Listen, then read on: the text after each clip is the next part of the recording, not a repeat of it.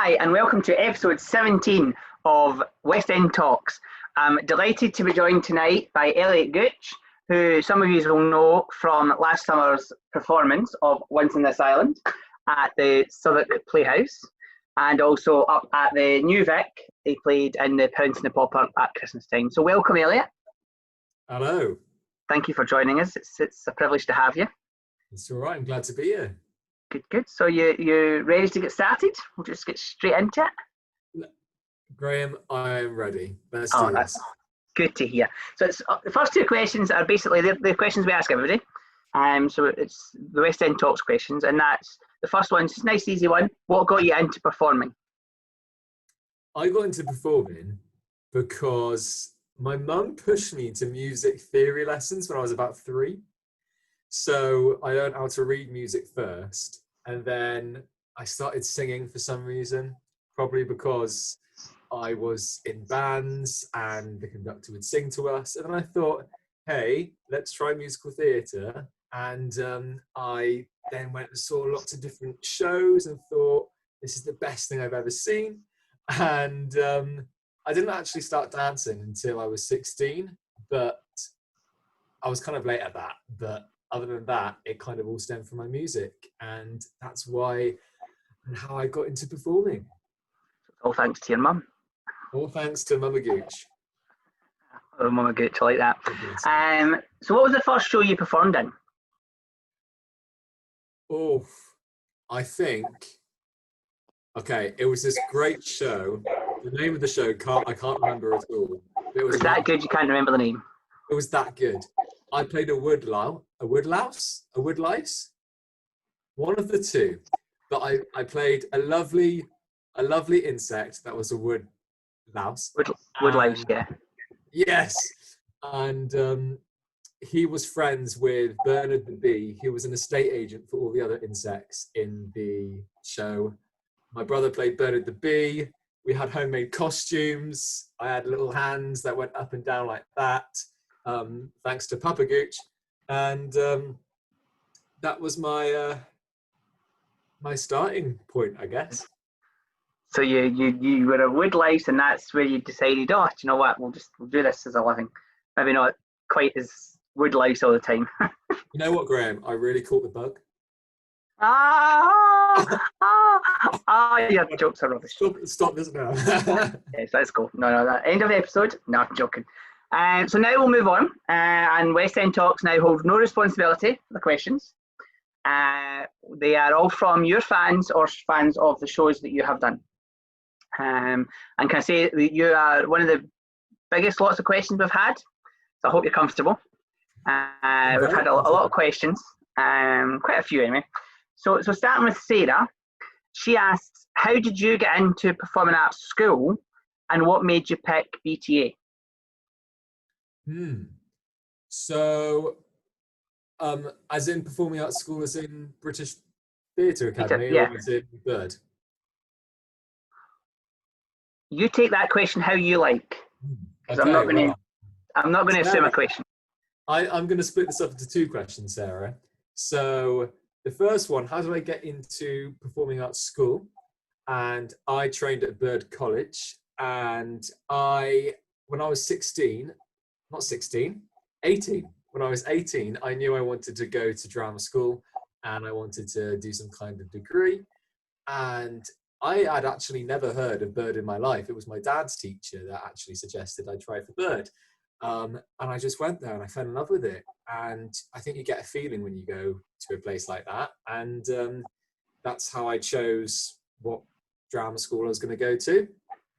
And then in my final year of drama school, I found out about the British Theatre Academy, and I found out that they were doing Once on This Island because one of the agents at Bird suggested it to me. And from there, I auditioned and I researched more into the company and realised that they did all these different shows, and that people from Bird also used to do these shows with them, and that they were kind of like a stepping stone and a stepping point into the industry. And they were known for doing really professional shows. And that's why I decided to audition. and then I was in it. The rest is history, as they say, and we'll go The into rest is history. we'll go into the history a bit more in detail shortly. So Callum, sticking with the kind of performing arts school / college, more, I think he's talking more kind of Bird College rather than the BTA. How, any advice on people looking at getting into performing arts college? Do your research.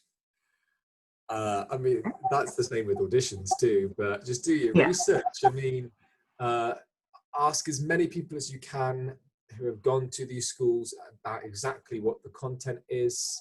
I'm actually helping some friends out at the moment that have got into this September's school, and they're a bit decided about which one to go to. And I just said, ask as many people as you can, or ask friends who know other friends. Or I know there's a great page called the Musical Theatre Appreciation Society, where I constantly see posts of people going, are there any students from this school? Can you tell me more about it? And you get a feeling when you go in there.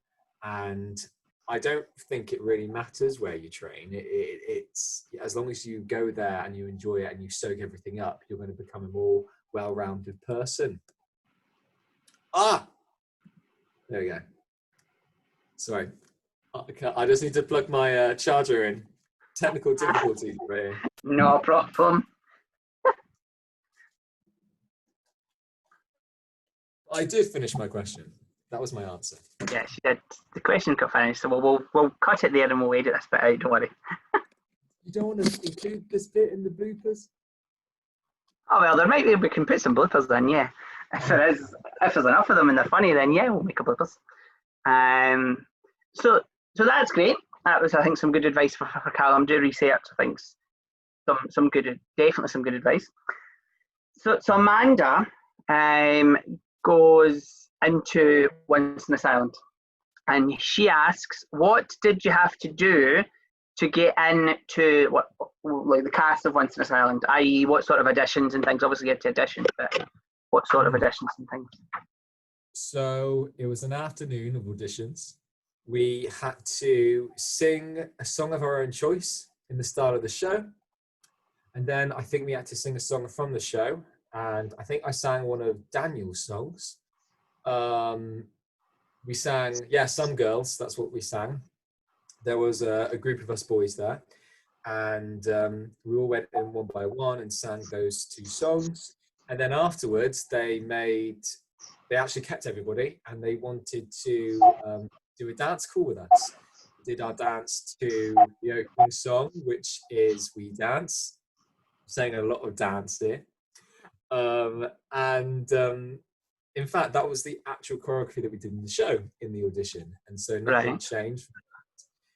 Lee was very fast-paced. He just went for it. And Charlotte was also in the audition room, who is our assistant choreographer. That's Lee Proud and Charlotte Gale, for those who want to know. And then from there, we just kind of waited, and then I was told that I was in it. And you're playing Armand. Armand. Armand, that's his name, sorry. And first cover Daniel. You were correct. So that was so Daniel's father and the son, which was very weird. It made sense. But you were good. Certainly the whole thing. I had the privilege of seeing it. I saw it more than once. But I saw it on opening night. Was the one that sticks out in my mind. Not the press night. The opening night. Oh, okay. We'll come to that one in a minute, because there's a question about that. Actually, that fits in well with that. So we'll not mention opening night quite yet. So Lydia, she wants to know, did you know much about Winston Island before you were in it, and had you seen it? I had not seen it before at all. All I knew from it was the song Waiting for Life to Begin, because that's a really popular song, and I think I knew a bit of Mama Will Provide. But I loved the composers, because they did Zoozical, they did Ragtime, they did Lippy Stiff, which is also a very good musical. And I thought, hey, let's research more into this, and then I just fell in love with the music, as hopefully everyone else did. So no, I did not know much about it, actually. There we go. See? But you don't have to know about shows to get into them. That's the thing. It's, I think. So Rebecca kind of covers the storyline a wee bit, and she asks, a bit of a controversial one, but we'll ask it.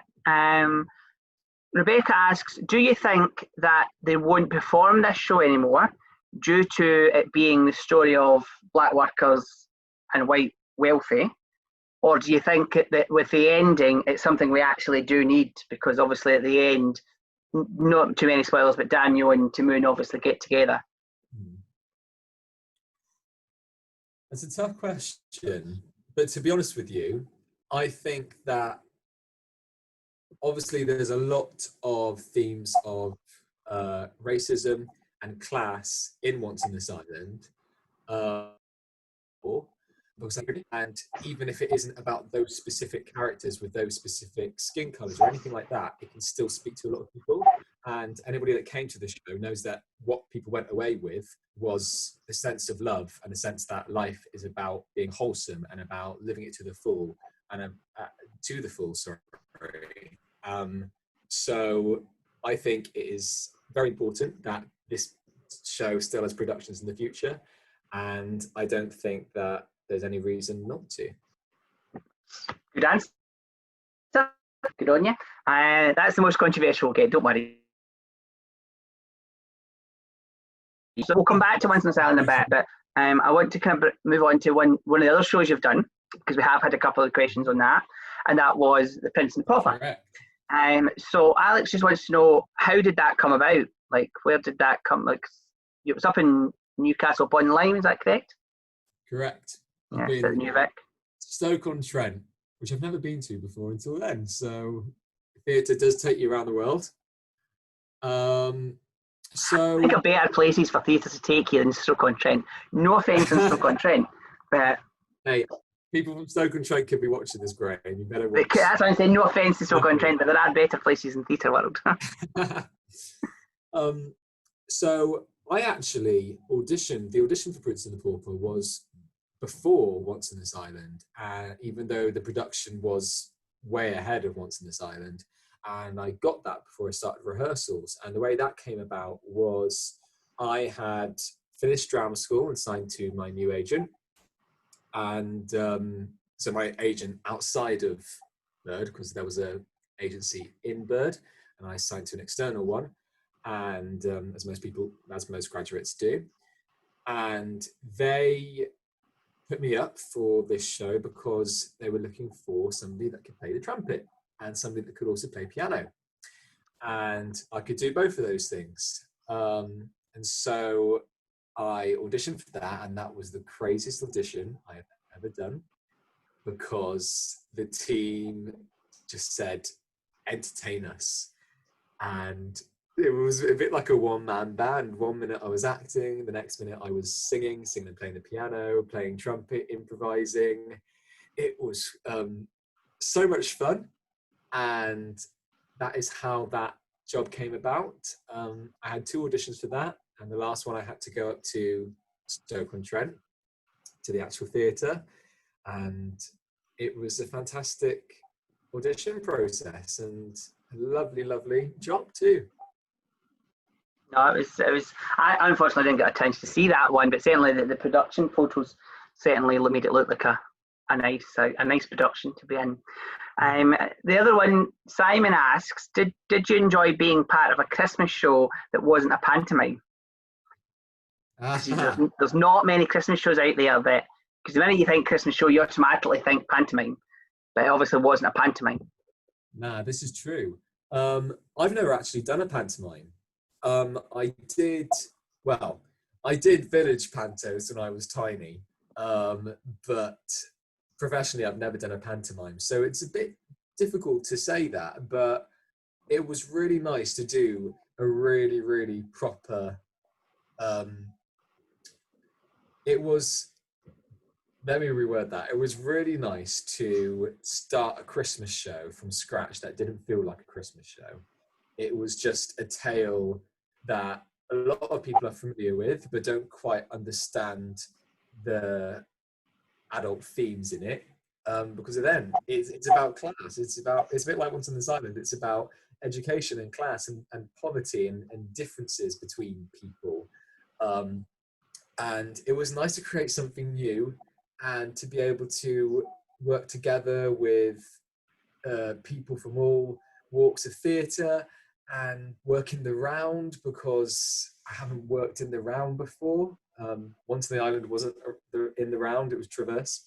And it didn't feel like a Christmas show. So in a way, it was very nice to do a Christmas show that wasn't actually a panto or to do with Christmas, but I would still love to do a show that is about Christmas and is a panto. So, Oh no, you wouldn't. exactly. See, I can come up with the jokes too. Oh, Graham. I'm not as can. So Courtney, coming back to Winston Island, she wants to know what was the best thing about being in Winston Island. I can honestly say, okay, it was two things. For me, I loved the material itself and the dancing and the songs, and every single time we performed it, I kept saying to people, it wasn't like I'm performing, it was like I was just celebrating, and that's honestly the truth, Graham. And then the second thing are the people. I have never met a cast which gelled so well together that would, finish rehearsals, end up, going to the pub together, and then having, really, really lovely times after the shows and staying in contact. And everyone is so genuine and generous in this cast, and I think that's what made it very special. So those are my two favorite things. So you mentioned there about dancing. I think, can you explain this dance move? Hi. So I can tell you exactly what number and what word that is on. That is the opening dance we dance, and that is Papa Gay, Don't Come Around Me.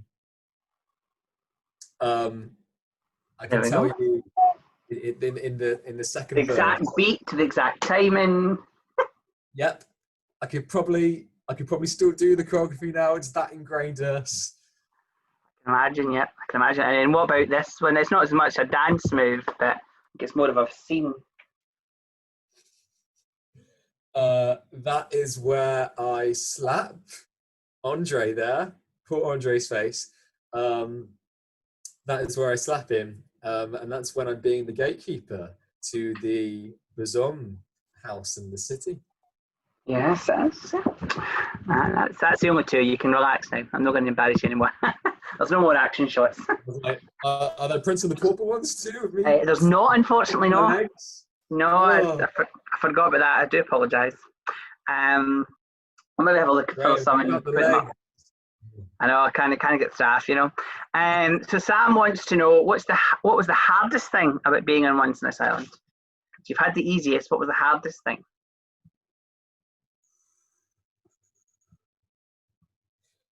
I had some very tight shorts. They caused a lot of mischief.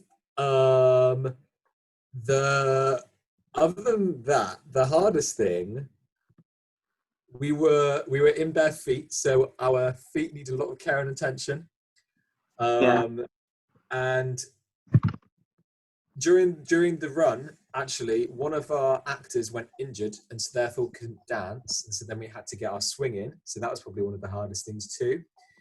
And it was also quite hard to try and make people not see the switch.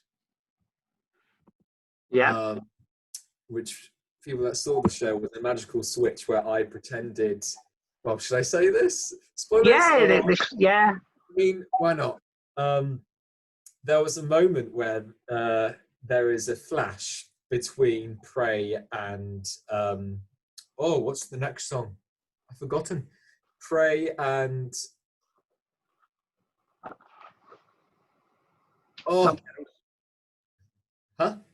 Prey and Some Girls.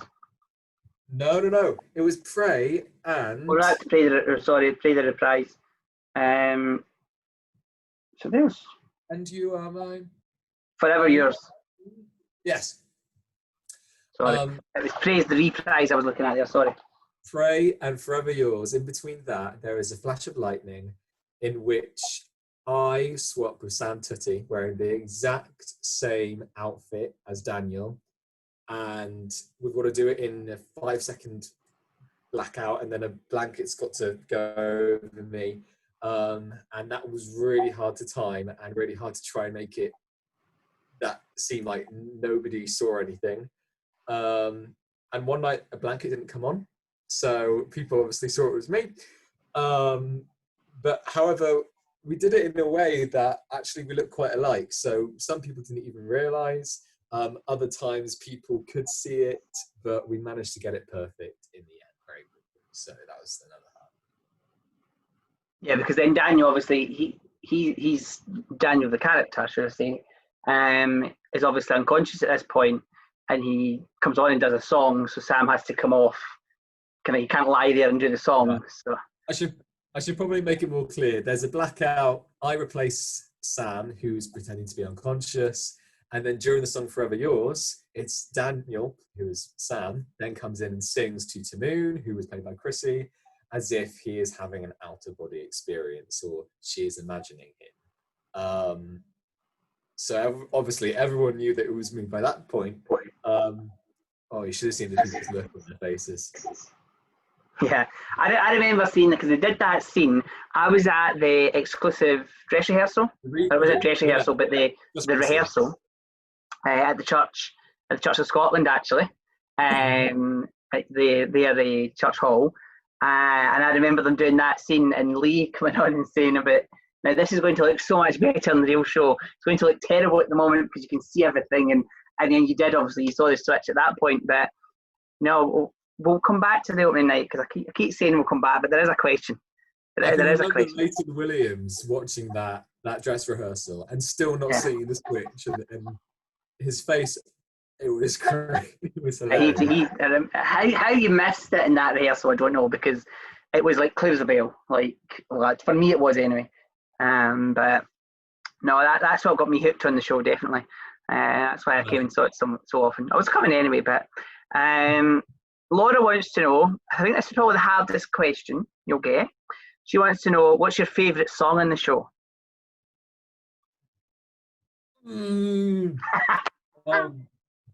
Laura, why?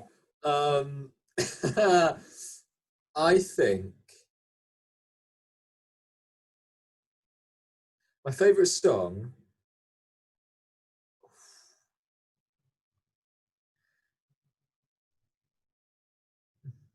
Okay, it has to be Mama Will Provide. That's a good one, yes. That's a good one. Just because I think that's special to me, because we were allowed to take people out of the audience and dance with them. And nobody picked me that night. I was not happy. I never once got picked. I know. Well, I mean, I don't think I was anywhere near you, Graham. I'm very sorry. It's okay. I thought you were going to say that the sad times of the box homes, because that was your solo, was it not? It was. Did you see me? Oh, I was going to say that. You mean? Oh, oh yeah. As much as I love that song, Mama Will Provide, I could do every single hour of the day. So no, that's Mama Will Provide was a good song. I've got to say that was, and I forget his name. That's terrible. Who did that, Pat? Johnny Chen was fantastic. Parker.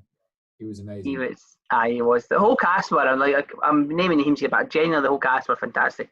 For a professional but training school, like, not bringing it down in any way, but it wasn't a West End professional performance.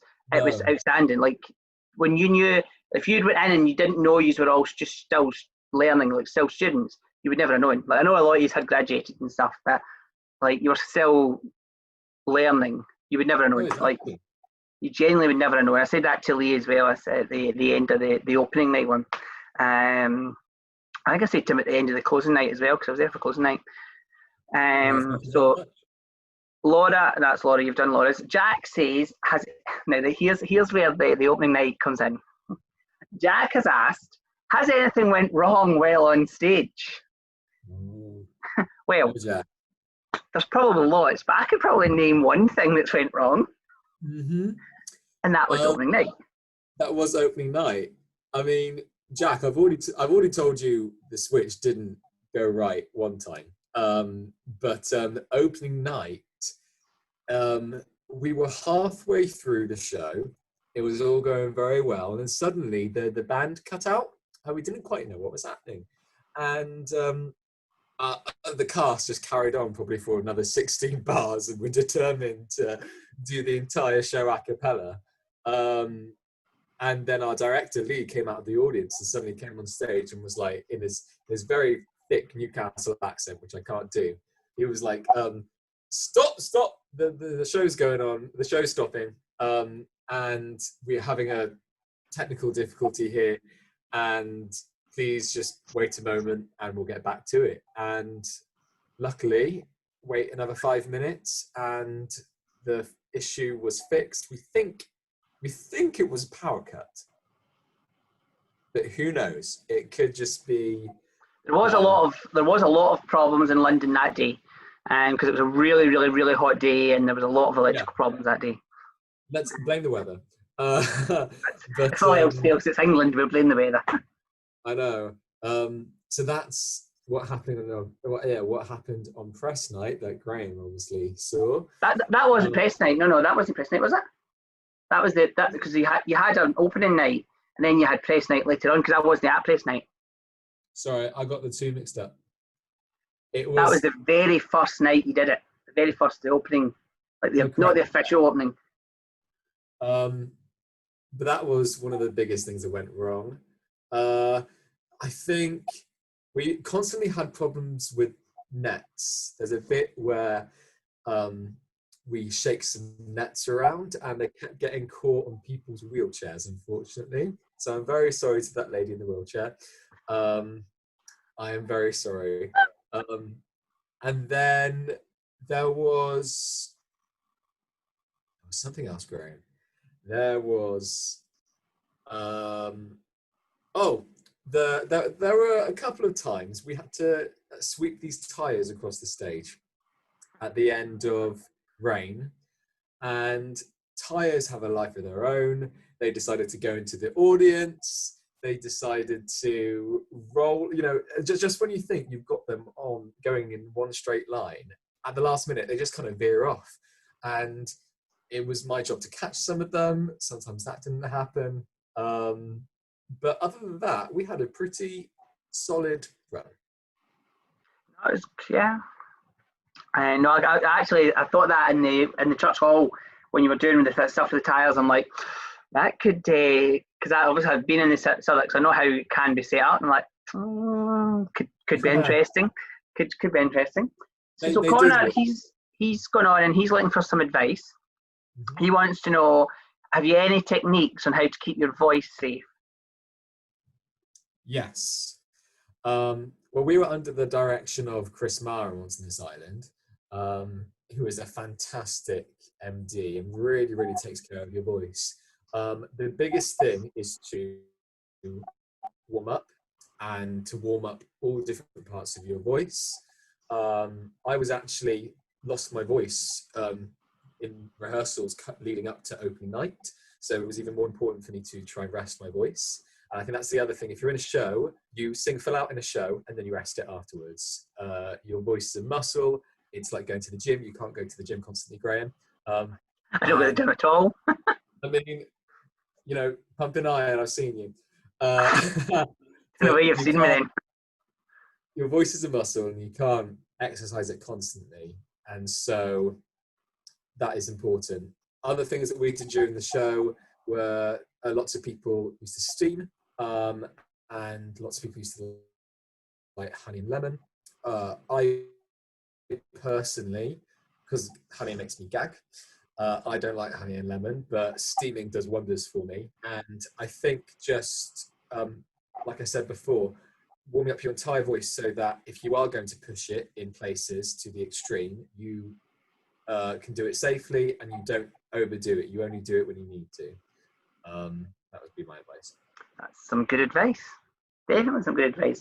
So apart from the streaming that you mentioned there, Abby wants to know, do you have any pre-show rituals? Is there anything you have to do before the show? Oh. Well, I mean, I guess a pre-show ritual was doing our vocal warm-ups and our physical warm-ups together. I personally would never ever skip a physical or vocal warm-up, and no one else did, but just personally for me, because we also did, for Prince and the Pauper, we had vocal and physical warm-ups too. But in Once in Asylum, because it was more dance-based, we all did dance and vocal together, and in Prince and the Pauper, we were allowed to do our own dance and vocal warm-ups. Personally, I like doing them together because I think it unites everybody, and so that was kind of a ritual I have because it gets me into a very meditative place and in the zone, I like to call it. And Zoom. I know. And as a cast, we would be sharing the dressing room at Southwark Playhouse, and we would listen to the same music, as in not the same song, but we would all listen to the same music, and that was really important. And we'd go on and all kind of, the way Once in Asylum started is we would all go on bit by bit and start molding with the audience and talking to them. And so before we went on stage, we usually have a conversation with the person we pass and be like, all right, I'm going to go on. And we'd usually say exactly the same thing to each other. So that was kind of a ritual we used to have. That's nice. I know it's one of the strangest starts to a show I've ever watched. Like, because you would expect them to go off. Like, if you've seen people on stage, it starts and then they go off and they come back on when obviously the music starts. I mean, you literally were on the stage and that was you on. Like you, I think, I don't know if it was you or somebody ended up falling asleep with a hat in their head. Not literally, but that's what you were acting like. There was people doing their washing or hanging and washing up, stuff like that. I was trying to sell bamboo and I was that's what you were doing, yeah. I traded a lot of people's sunglasses and chocolate, and I think I tried on somebody's shoes once. As you do. As you do on a stage, yeah, as you do. That's exactly what you go to theatre and the actors tried your shoes on. That gave them a something to talk about. So a couple of questions about auditions and agents and stuff that people have asked. Obviously, we're not saying you're the know-all. You don't know everything, so we'll see. You're a clever gentleman, clever and talented. But Blake wants to know: do you have any advice on what to look for in an agent? A bit like drama school, I would say you have a feeling when you go there, and it's very important. Not only do you do your research, like in drama school, about the kind of things that those people on their books have done, and are they the kind of things that you want to do, but also you've got to just talk to them and think to yourself, is this a person that I can be completely open with and talk to, if you want that kind of relationship with them? And because you don't want to go into audition rooms and worry about what your agent's going to think. And that's personally what I found in my agent and why I thought they were the person that I wanted to go with. Some good advice there. Yeah, I'm sure. Like when he's looking, if he's looking now or when he's looking, and he'll take that advice on board. Jo kind of asks a bit about auditioning, and she wants to know, what is your go-to song for auditions, and do you have any songs that people should stay away from? Oh, see, I have a thing about this, Graham.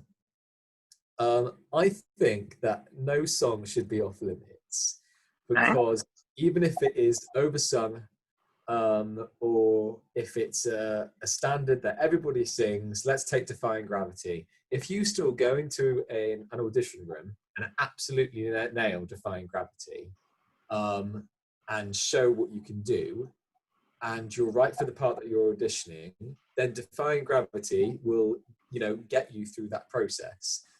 And so I wouldn't say steer away from any song, unless the only sort of thing I would say is choose songs that you like.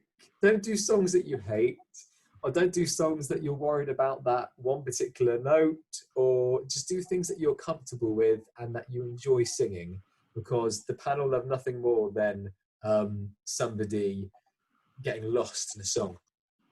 That was another question. There was, what's my go-to song? Yeah, what's your go-to song for this?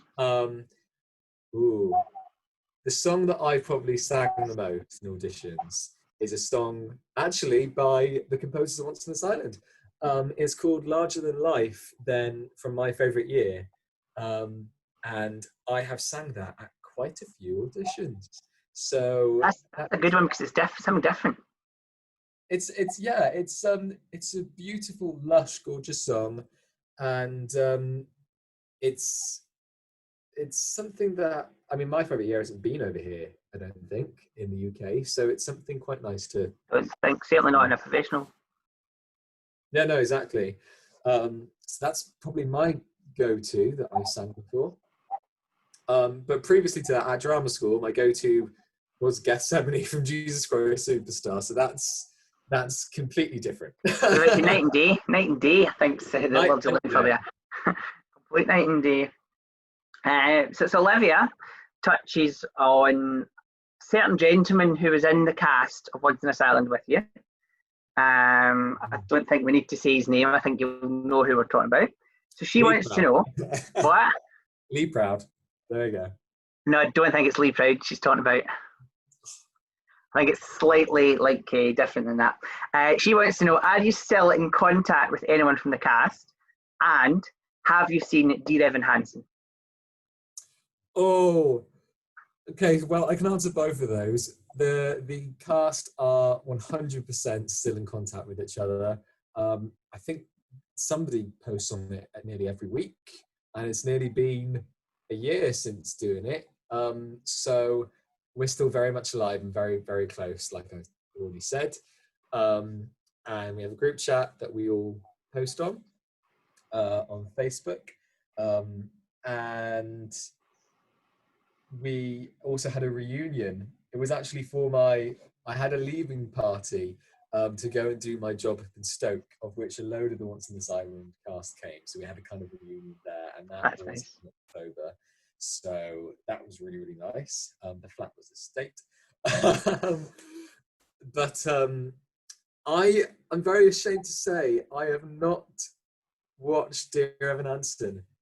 I mean, I only just got back into London, and then we got into lockdown. And, yeah, so I'm really sorry, Sam. I have not seen Dear Evan Hansen, and I'm sorry for Chris too, because Chris Marr, who was the MD on Once on This Island, is assistant MD on Evan Hansen. Yes, yeah. Shout out to Chris. And Chris keeps pestering me to try and come. He's like, when are you going to come see it? And I'm like, I am. And just when I was going to book tickets, COVID-19 happened. That's going to be an excuse for a long while. I think we're going to use COVID as an excuse for a while. I know. Well, I'll take you to see it, don't worry. Once lockdown's over, I'll take you to see it. We'll go. I've seen it 48 times so far in the West End. It's a deal then. You know it better than anyone. Yeah, that's fine. In case anybody's wondering, by the way, Sam Tutty, who plays Dear Evan Hansen, or plays Evan in Dear Evan Hansen, was Daniel in Once on This Island. Just in case anyone, we haven't made that clear, just in case anyone's wondering why we're now talking about Dear Evan Hansen. I think everybody should know, but just in case, I thought I'd make that clear. Martin wants to know, if you had to be stuck in quarantine with any character from Once on This Island, who would you pick and why? Ooh. Wow. That's a good question. I like that one. That is a fantastic question. I don't know. I kind of feel very on edge here, because I feel like if I don't choose someone's character, they're going to be really miffed with me. But it's the character they're choosing, not the actor. You're choosing the character and their personality traits. We're choosing the character. I personally think that I think Little Tamoon would be amazing to be with in quarantine because she just lights up your life and she's so infectious, which I probably shouldn't be saying about quarantine, but she's so infectious that I think she would just kind of make every day very cheerful. That's a good answer.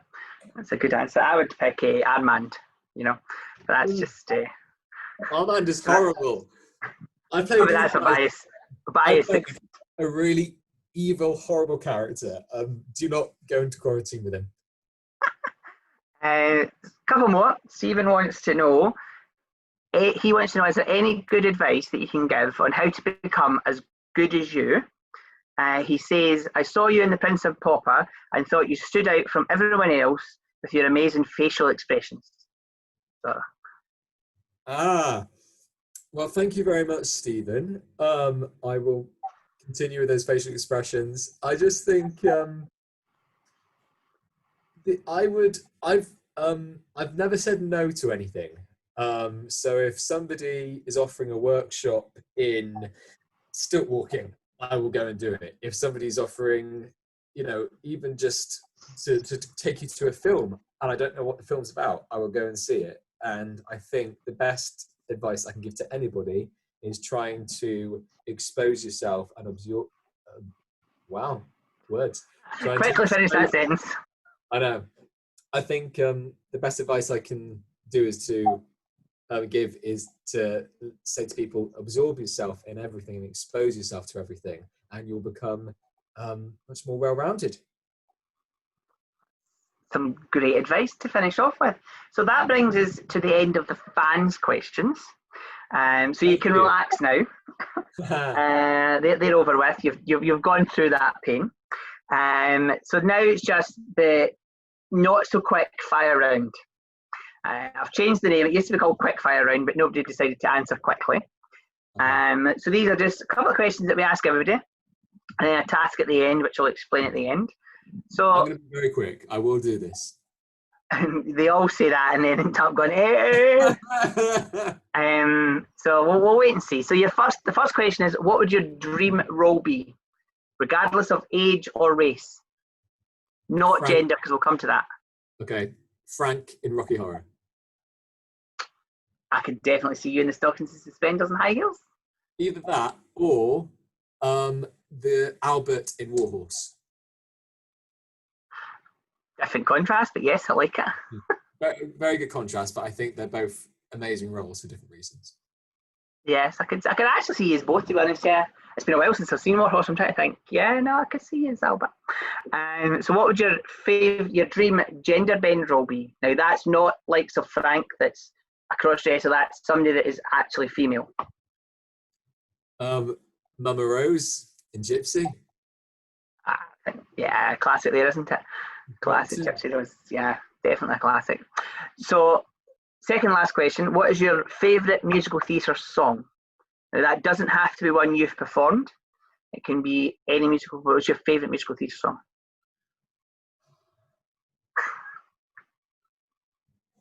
That's probably the toughest question in the show, in the chat. Toughest question.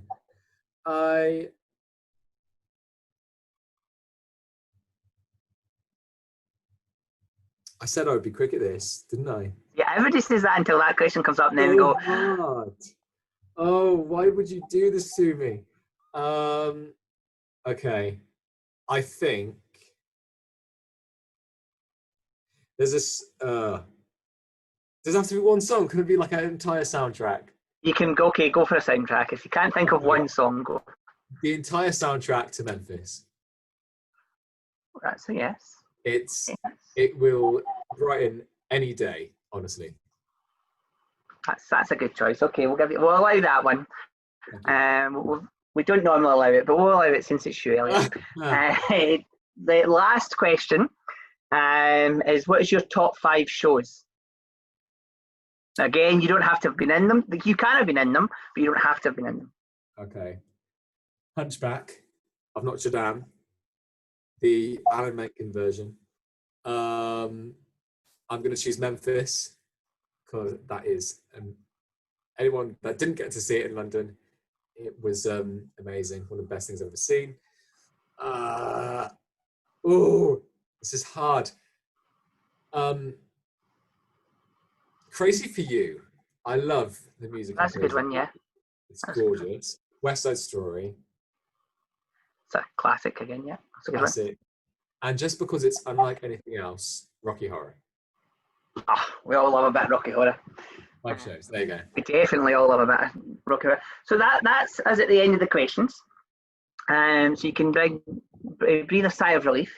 The last thing that we get everybody to do is, have you heard of the Ice Bucket Challenge? Graham, I've done the Ice Bucket Challenge. That's good to know. We're not going to get you to pour ice over yourself, so don't worry about that. But basically, at the end of that, you had to do the ice, and then you had to nominate somebody to do the next one. So what we're doing is the West End Talks nomination. You can do that. All we ask you is to name somebody on the chat just now, and then it can be anyone from theatre, film, TV that you know, because the whole point is to try and get them, to help us get them in to do a talk. So that is to say, anyone you want, both on and off stage, off screen, whatever.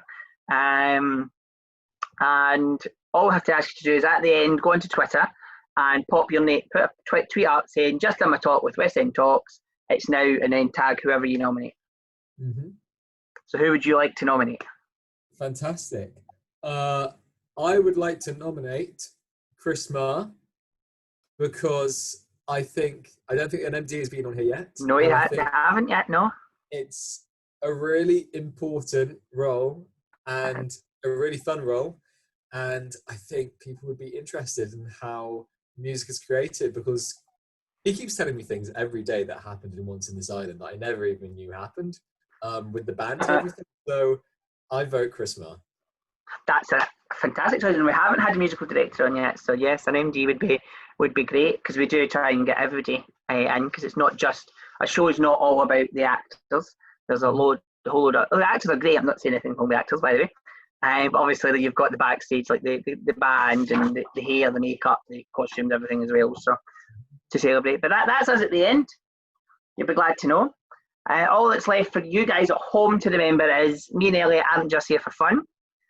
We do have fun. Well, I would like to hope he said fun. But the whole point, the whole purpose in the chat is to try and raise some money for Acting for Others.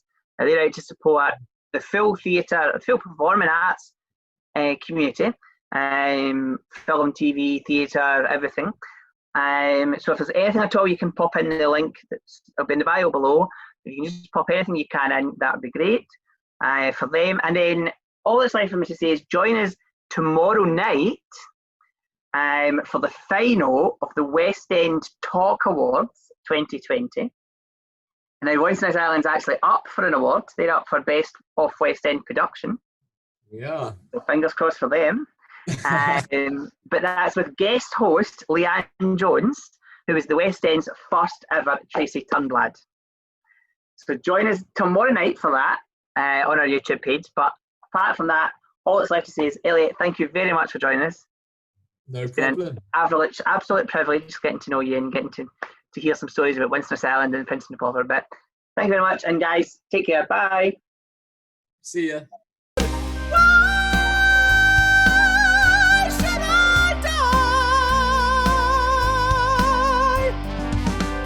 Show me now that I would not be killed in vain.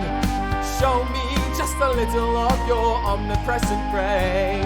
Show me there's a reason for you wanting me to die. You're far too keen on how and where, but not so hard on why. Alright, I'll die. Just watch me die. See how